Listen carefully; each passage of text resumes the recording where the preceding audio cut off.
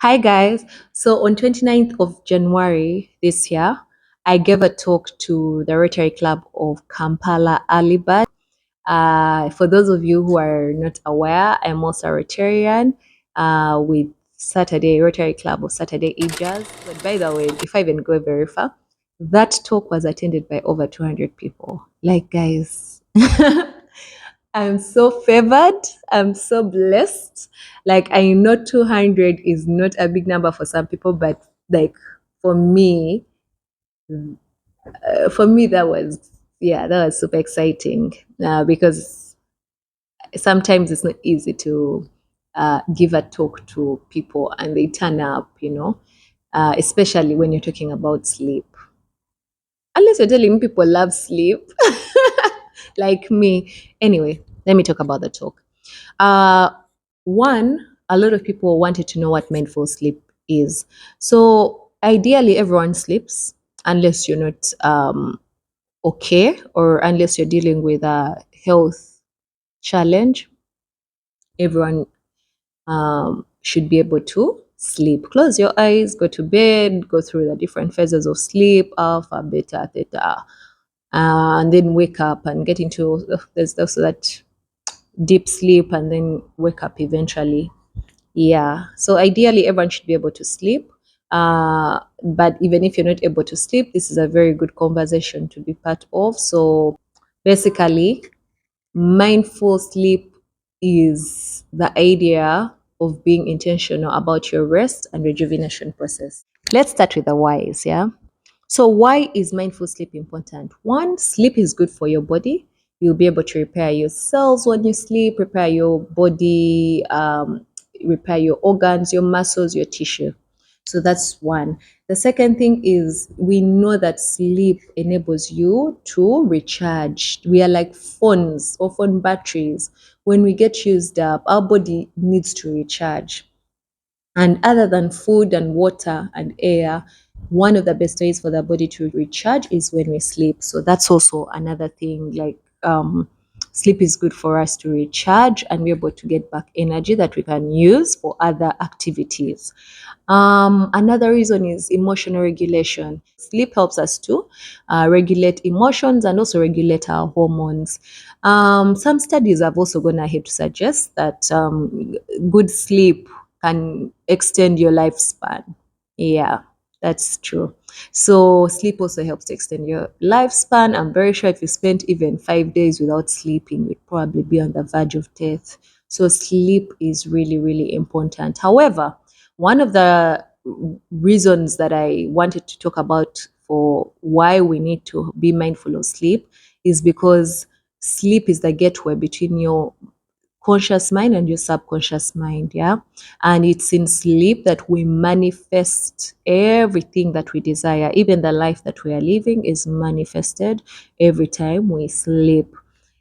Key here is not going to bed. I'm not talking about going to bed. Yes, we go to bed and we sleep sometimes. Other times we go to bed to do other things, but sleep, regardless of whether it's night or day, whenever you close your eyes like this and get into those states, you have already entered alpha states and you've started to create and manifest the life that you're living or the life that you desire. I'm here to tell you that everyone, each and every one of us, is a creative being, and we are creative and we create.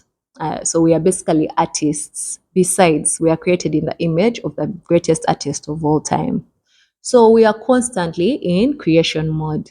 Now, because we are constantly in creation mode, whether we are aware of it or not, whether we know, whether we don't know, this means that everything we do, think, or say is an instruction that the conscious mind is taking note of, taking in, and understanding and interpreting as what you desire. And then when you close your eyes and sleep, the conscious mind hands over all that information to the subconscious mind to process and create the data and the software on which you're running your life every single time. So, what does this mean? This means that you can't afford to just go to sleep anyhow in any state. I want to tell you how the mind communicates. Yeah. The mind communicates through frequencies. The mind communicates through frequencies. In fact, all beings created by God, or whatever you want to call that creative force, communicate through frequencies. Even aliens, when you hear about aliens, beings that are not familiar to us, they all use frequencies. We may not understand the language, but we understand frequencies. Same for even us, who are in the world, we might not understand the language another person speaking, but we can read frequencies. We can know what they're saying or what they're feeling, right? So our minds read emotional frequencies.